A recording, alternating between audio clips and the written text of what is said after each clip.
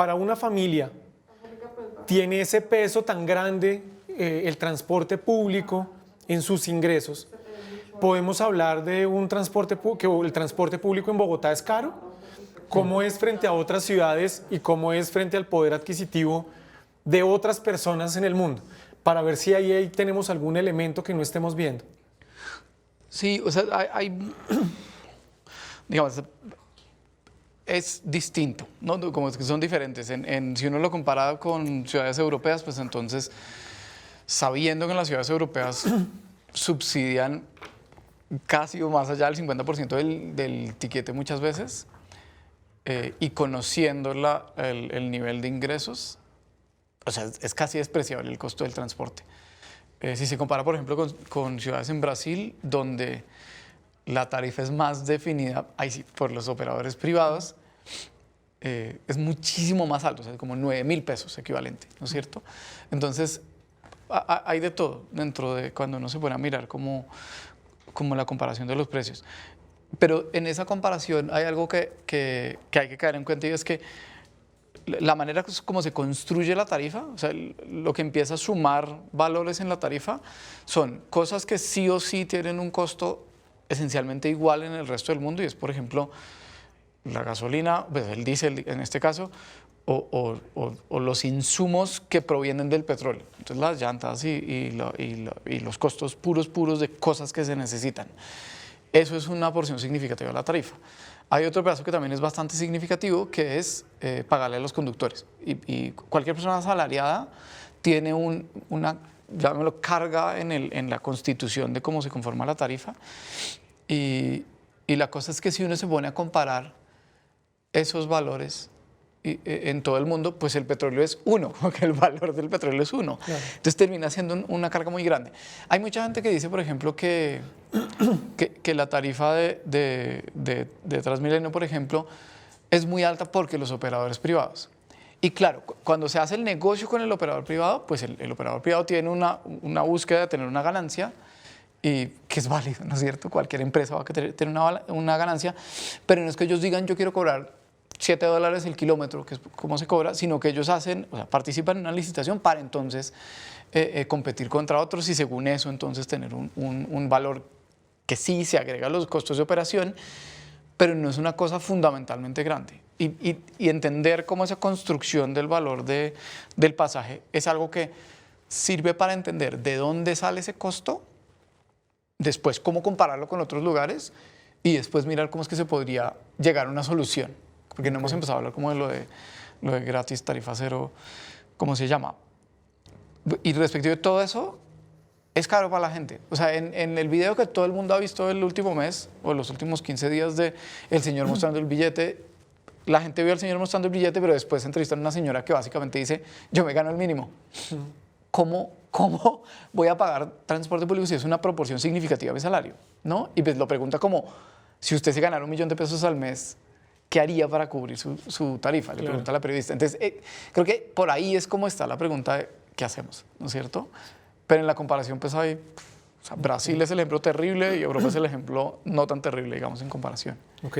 Angélica, ¿cómo es el pago de la tarifa? ¿Cierto? Las personas en la calle normalmente se preguntan, ¿eso que yo estoy pagando, para dónde va? Porque es que los operadores privados se quedan con el grueso, con la plata, y al distrito le queda una miseria, ¿sí? De tu experiencia, ¿qué es lo que podemos contarle a las personas que nos están acompañando sobre ese pago? ¿Cómo se distribuye esa plata? Acá hay un tema muy importante, y es que, digamos, lo que se ha tratado de hacer en el tema tarifario tiene todo que ver con lo que decía Carlos Felipe, y de verdad desde el gobierno nacional hoy existe un marco normativo que permite tener recursos de la nación para temas operacionales, que eso no había existido en los convenios de cofinanciación. Pero antes de meterme como en este tema más complicado, voy a contestar la pregunta que me acabas de hacer, Fernando.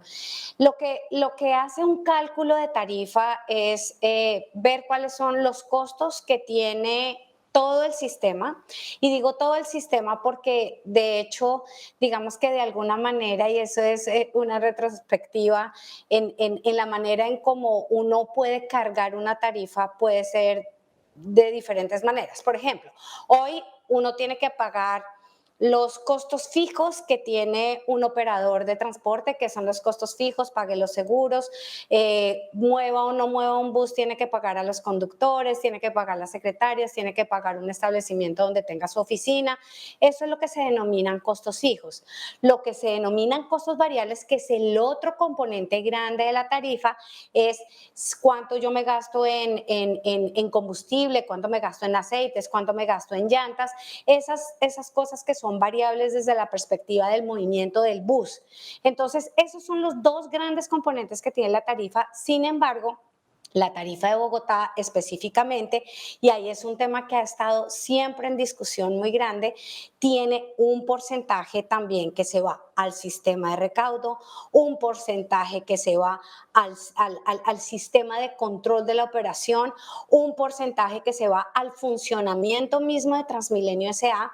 y este tipo de cosas van cargando la tarifa de una manera, eso se llama, digamos, como técnicamente la tarifa técnica, y es yo puedo remunerar un kilómetro después de que hago la suma como de todos estos componentes. Y en algún momento de la vida eso también fue cargado con la chatarrización que tenía que haber de los vehículos que eran viejos y que nosotros nunca habíamos sido capaces de reemplazar. Entonces, cuando uno carga la tarifa de esa manera, y como decía Pardo, pues uno tiene que remunerar al privado para que también tenga como sus utilidades, bueno, otra discusión si son muchas, si son pocas, lo que sea, pero todos esos componentes es lo que hace que se refleje en una tarifa al usuario.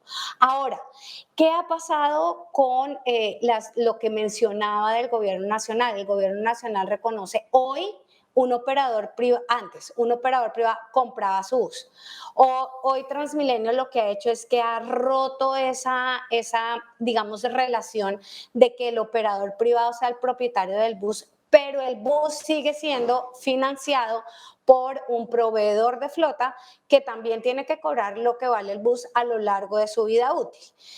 Una de las acciones que hay frente a que las tarifas son lesivas para los sistemas de transporte y que por eso no solamente en Bogotá, sino en Colombia en general, se ha bajado la demanda por eso y por muchas otras razones que no entramos a discutir ahora, pero dice la Nación, oiga, yo podría para un ascenso tecnológico de tener mejores buses, más buses, tener mejor flota y no recargar la tarifa, doy como un subsidio al sistema. Yo como sector público pongo el vehículo híbrido, eléctrico, como sea, y usted, operador privado, que es su función no es comprar buses, sino es su función operar, yo le entrego el bus para que opere.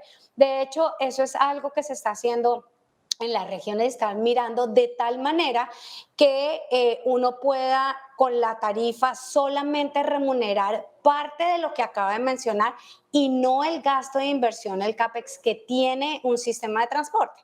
Entonces, sí hay, digamos que ciertas cosas. El tema del funcionamiento de las empresas gestoras, porque por un lado casi todas las demás entidades salen de los presupuestos municipales para pagar a sus funcionarios. Las empresas gestoras no, tienen un porcentaje de la tarifa para hacer estos pagos.